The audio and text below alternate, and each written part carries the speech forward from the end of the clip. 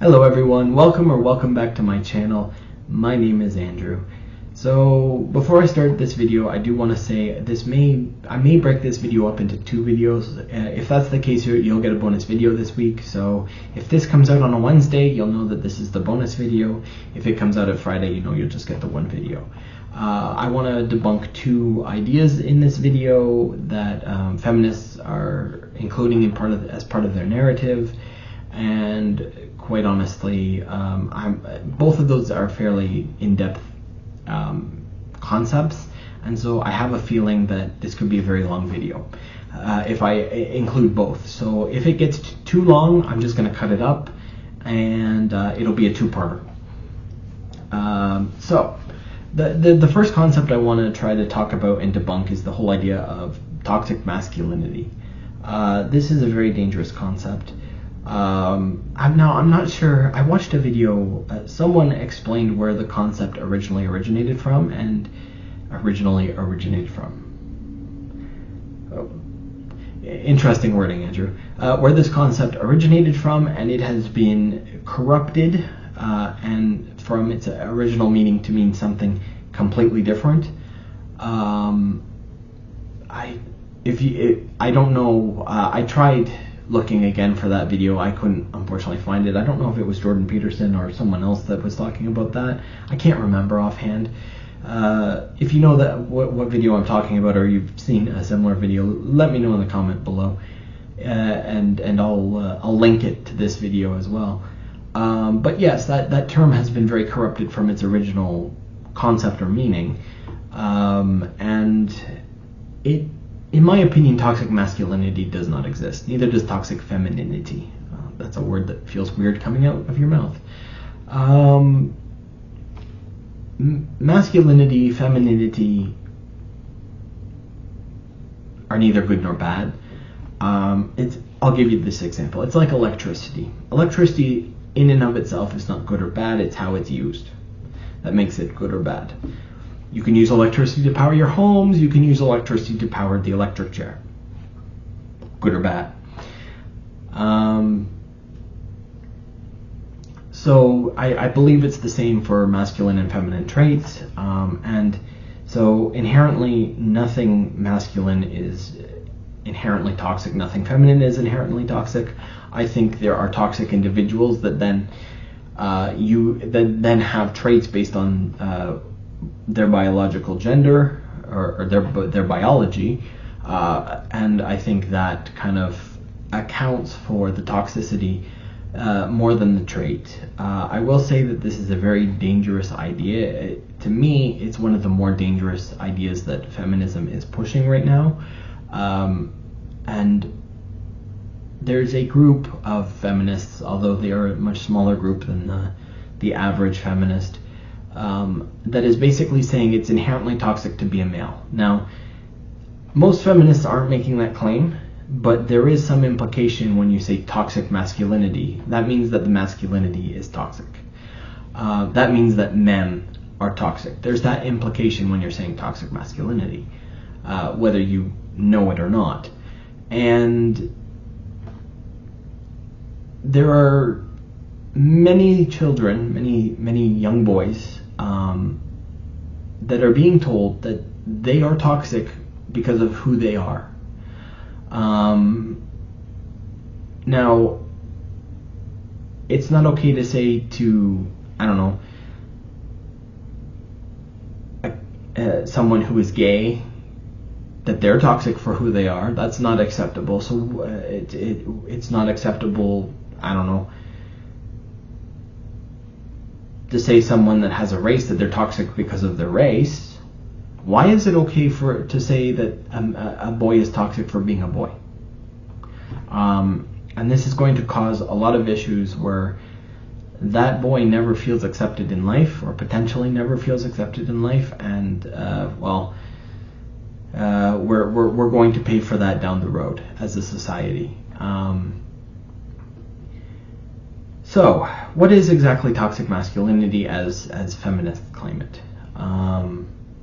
Well, there's no strict definition of what toxic masculinity is. Every person you ask has a slightly different take on what it is. The average idea is it's something along the lines of men should be more vulnerable to women. The idea of that is actually ridiculous. I have a study that proves it. I'll talk about that study later on. But okay, men aren't vulnerable to women. Sure. Basically, to me, when I hear that, what they're really saying is men aren't solving problems including women. Like, men aren't solving their problems by including the women in the problem-solving process. But if a man can, or a man doesn't include a woman in his grieving process, if it's, for instance, grieving. But if a man can go through a grieving process and not include the woman, why shouldn't he do that as long as he goes through it? Now, obviously, you need to deal with your vulnerabilities either way. If you're a guy, if you're a man, if you're a woman, you need to deal with these vulnerabilities. How a man deals with it and how a woman deals with it is very differently. And in a way, I think it's very telling when women think that men have to deal with their problems the exact same way women do. Women have to share. Women have to talk about stuff. Women, well, a lot of women, I shouldn't say all women because it's not all women, but a lot of women have to include others in their problem solving, for lack of a better word. But men, that's not necessarily as much the case.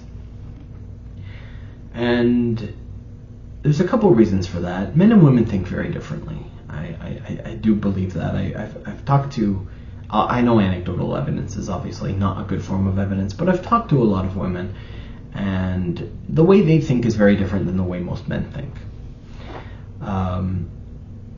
Men tend to rely less on their emotions. Men's emotions and women's emotions, I believe, are at the exact same level when it comes to intensity generally. But I think men just tend not to rely on their emotions as much as women do. Now, it's not a bad thing for women to do this. There are actually benefits for women doing this, relying on their emotion. However, because men rely on it less heavily, they can generally work through a problem faster than women. I don't know if you're aware of this or not, but when you're going through intense emotion, the logic center in your brain actually is shut off. Impulses aren't allowed to go to it. And you can see a good example of this. Say you get like really, really angry and go into a rage. Anyone I know who's gone into a rage, when they come out of that rage, is like, why the hell did I do that? Like, what was I thinking? Because their logic center's back on and they start to think again. When you're just dealing with that raw emotion, it's just impulse. It's just feeling. You're not able to apply that logic. That's the case for anyone. But because men don't rely on their emotions as much as women do, they tend to be able to get through them, I believe, a little bit quicker, and therefore turn on their logic center, and then therefore be able to work through the process. On top of that, because men and women think very differently, and men and women have very different experiences when it comes to life experiences and what type of issues they're dealing with, it's very hard for one to be empathetic to the other. I have had many situations where well, not many, but some situations where I've been vulnerable to women about stuff, and the woman's like, what are you talking about? That's not even a problem. When you're trying to be vulnerable to someone and it gets dismissed completely, that's not a good thing. Now, again, not all women are like that. Some women have had the same experience as men have in certain scenarios. But the general average woman and the general average man are going to have two very different life scenarios.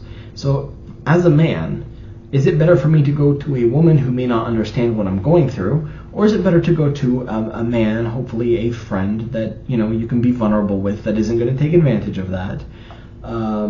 The other unfortunate thing is that a lot of women will hold on to this information about the man that comes to them, and they will potentially use it in the future to try and either embarrass or get one over on the man. I know many guys that have confessed something to their girlfriend, and then in a fight later on, their girlfriend brings it up and tells them how pathetic they are for thinking this. Why, as a man, would I be vulnerable to you if it's going to be used against me later? It makes no sense. It makes absolutely no sense to do. On top of all that,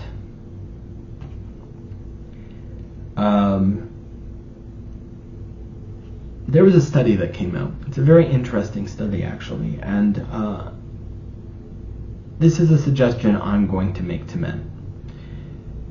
Do not be vulnerable to your girlfriend, or okay, let me rephrase that. You can be a little bit vulnerable to your girlfriend, but do not be over vulnerable to any woman that you want as your partner, as your wife, as your girlfriend, whatever. There was actually a study done, and I believe the original point of the study was to see whether there was a level of vulnerability, an average level of vulnerability that men can be to women before women lose attraction for that man. It turns out there isn't. This study concluded that every woman has a different level of vulnerability that they will accept from a man, and the problem for men is basically twofold. Two big problems for men. Number one, the women do not know where their line is, and neither do you. Meaning that when it's crossed, it's already too late. And number two is that every woman's line is in a different place on the spectrum of vulnerability. Some women, I'm going to talk about these examples. I have real world examples for you. I'm going to talk about these examples in a second. But some women have a very low tolerance from vulnerability from their man. Some women have a much higher tolerance. It's based completely on the woman, and like I say, no woman actually knows their level until that's crossed. And the problem is when that level for that individual woman is crossed, the way a woman thinks about you changes. It's very different. Before that, you are her protector that is going to protect her from whatever problem she may have. If you cross that vulnerability line, she doesn't see you as a protector anymore, meaning that you're not a good fit for her. And whether you've been married, whether you're just dating, whether you're in a serious relationship, it doesn't really matter. At that point, it's too late, and she will look to move on from you. And generally speaking, when that vulnerability point ends, that relationship, or when that vulnerability point is hit, that relationship will end within a couple months, usually.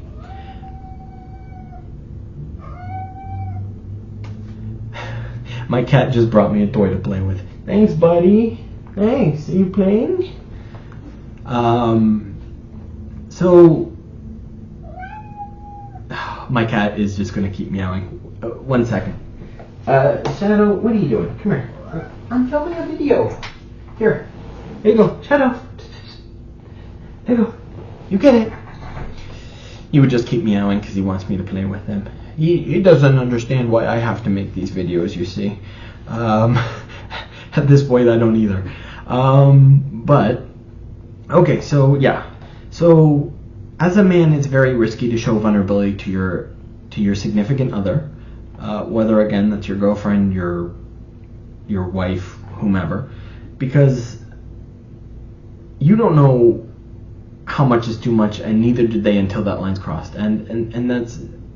So, as a man, it's better to hedge your bets. You can be a little bit vulnerable, but even for some women, that little bit of vulnerability, you will lose them. So, why would you want to be vulnerable to a woman? There's no point to be vulnerable. And so, here are a couple examples, and these are real-world examples, by the way. And they kind of show the difference in the spectrum of vulnerability, too. There's lots of different levels of vulnerability. I could give you like 5 basic, but it's nowhere near this. Like there's much. It's so nuanced and so in depth. But like for instance, so like the lowest level of vulnerability is you basically you say nothing. Like, how was your work? How was your day? Yeah, it was good. Nothing. Next level of vulnerability would be something like admitting that you had a bad day. That's not gonna bother most women. Statistically speaking, you'd be fine. Maybe the next level is to actually go into details about how your day was so bad. Maybe the next level would be something along the lines of,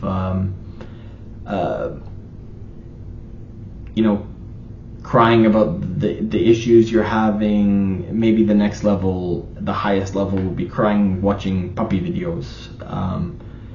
Not that there's anything wrong with that, god damn it. But I mean, do that in private, guys. Do that in private. Don't do that for your women. Your women might leave you. But here's some real life examples of this. So there was a couple who both fought in. I don't know for which company they fought for. I know they both fought. They were both mixed martial artists. They fought for. I can't remember what company offhand. The man was in a fight. His wife was watching. They were married. This man got knocked down I believe with a punch. And as he was down, he was trying to cover up, trying to defend himself from being punched more. At that point, the woman, that level of vulnerability for that woman was reached. The woman said later, after she divorced him, that she would have rather seen him give the guy he was fighting the finger and go out in a blaze of glory. That's not a good strategy when it comes to fighting, I don't think, personally. I think, like, let's say you get knocked down. Obviously, I'm not a fighter, I'm not in MMA, but generally speaking, if you get knocked down like that, if you can defend yourself and recover enough, you might actually get back into that fight. Now, you may not, but at least you're giving yourself a fighting chance by covering up. But apparently for that woman in particular, well, that was it. He was too vulnerable in that moment. I'll give you another fun example. A husband and a wife.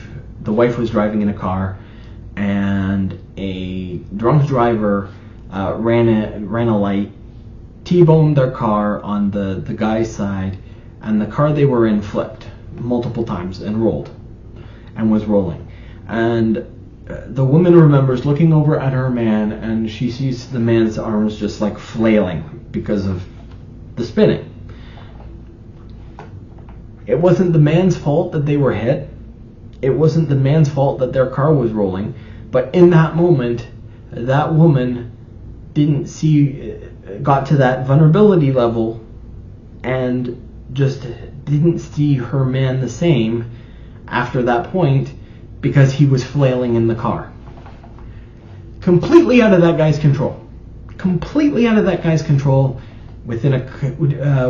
Within months after they had recovered, they got divorced.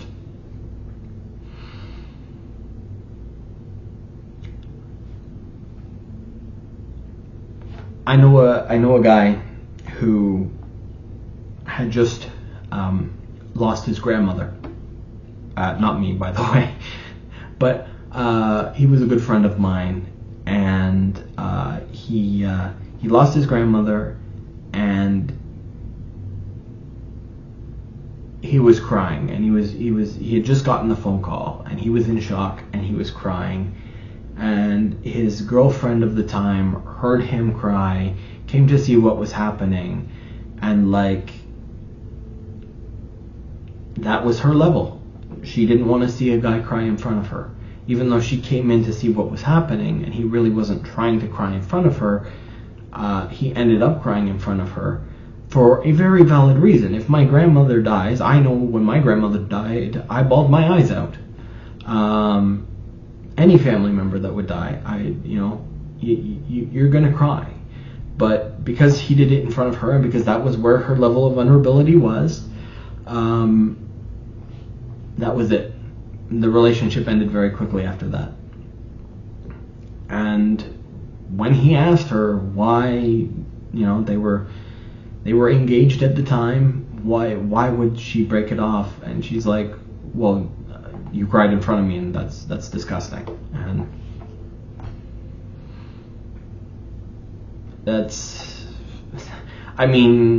I could understand maybe if you're crying in front of her because someone called you a name on the street. I would understand losing all respect at that point. But crying because you just lost your grandmother, really? Like, that to me is ridiculous. But that just shows you. I have one for me personally. Now, I was in a relationship for 10 years, on and off, mostly on, but on and off with my ex. And anytime I've said this in other videos, but I suffer from depression, and it can get really bad. I've been diagnosed with severe depression and multiple anxiety disorders on top. And so it can get very, very overwhelming at times. Now, I've been working on things the last couple of years and really trying to get myself mentally as healthy as possible. And I've gotten a lot better because of it.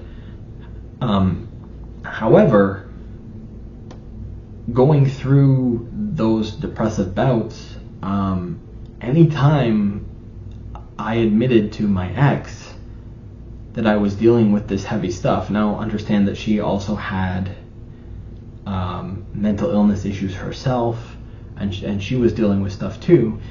But anytime I seemed to admit that I was struggling, she would distance herself away.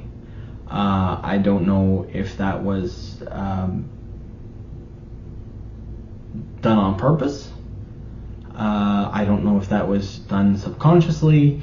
But anytime I admitted to her that I needed help in that moment, that's when I was the least likely to get help from her. That was when she distanced herself. So I can tell you from experience that being vulnerable to women is not necessarily a good thing. And last example, I knew a man that was dating a woman. Now, I hesitate in telling you this story, and I'll explain why afterwards. But I'll include it in here because she claimed that this was the reason that she inevitably broke up with this man.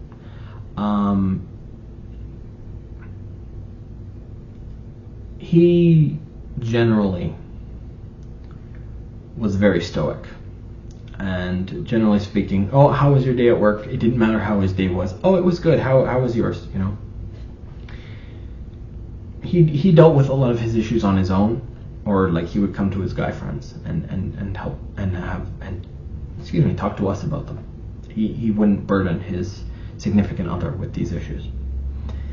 And for whatever reason, there was like one day when he was going through it really, really tough, and I know he tried to reach out to me that day. I know he tried to reach out to others, and unfortunately we were all busy. We couldn't talk to him at that moment. And so he decided, you know what, fine, I'm just going to talk to my girlfriend about this. And he admitted that he wasn't doing well. And